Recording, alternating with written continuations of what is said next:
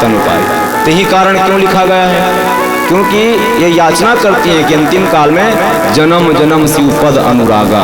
तो इसको शिव जी के चरण के अनुराग की प्राप्ति होने वाली थी, तब ये पार्वती जो है राजा हिमाचल के जन्म लेते हैं। जैसे जड़ भरत जी महाराज अंतिम काल में मृगा को याद करके शरीर का त्याग किए तो मृगी योनि में चले गए। तो गीता जी में कृष्णचंद्र जी लिखे हैं, यम यम वापी स्मरण भावम ते जनतंते कलेवरम तम तमैवैति कौन्तेय सदा तद्भाव भाविता। कहे अर्जुन, यम यम वापी स्मरण भावम, जो व्यक्ति जो है जिस चीज को याद करके शरीर त्यागता है, तम तमैवैति कौन्तेय सदा तद्भाव भाविता। हे कौन्तेय अर्जुन, उस जीवात्मा को उसी चीज की प्राप्ति होती है।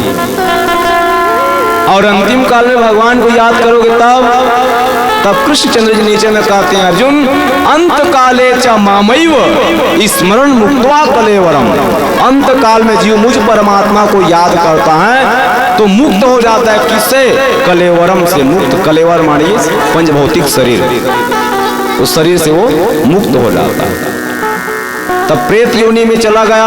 अब प्रेत योनि में जाने के बाद इसको बहुत कष्ट होता है, क्योंकि प्रेत योनि ऐसी योनि है जहां पर मूत्र पान किया जाता है, विष्ठा पान किया जाता है, वायु पान किया जाता है। अब महाराज गोकर्ण जी को सूचना मिली कि भाई का देहांत हो गया है, तो गया जी में जाकर इसके नाम से पिंडदान कराया। और पिंडदान, जो चीज हम लोग खाते हैं उसी का पिंडदान किया जाता है।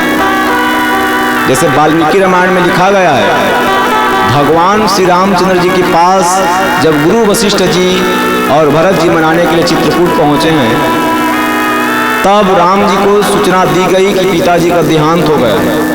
तब राम जी सरकार जो है मंदाकिनी जी के तट में जाकर के पिंडदान किए हैं। तो क्या चीज का पिंडदान किए हैं? कैत। छत्तीसगढ़ी में का कतो लगा, ये बड़कड़ का फटते सादा कैत कथ का बोला, खट्टा खट्टा लागते कैत। ऊपर में बोर के चूर्ण।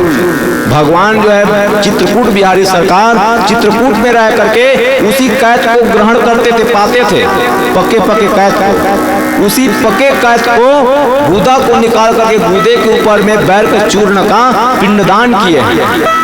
तो जो ग्रहण करते थे उसी में अपने पिताजी का पिंडदान किए। तो कहने का अर्थ है, जो चीज हम ग्रहण करते हैं वही चीज से, जो जिसके लिए आप पिंडदान कर रहे हैं उसको भी उसी से पिंडदान करवाइए। और रोज खा था मटर पनीर, और कभी पिंडदान ला चेंज भाजी में करवा था, कभी लाली भाजी में करवा था। तो जो खा रहे हो वही पिंडदान, तब उसको तृप्ति होगी। अच्छा, फिर अब पिंडदान करने से यदि मुक्ति मिलती तो कबीरदास जी कहते हैं, ज्यों कबीरा कांसई मरे तो कामई रामई कौन नहीं हो रहा। यदि पिंडदान करने से जीवात्मा की मुक्ति हो जाती तो ये जीवन भर के पाप जो किए उसको कौन भोगेगा भाई?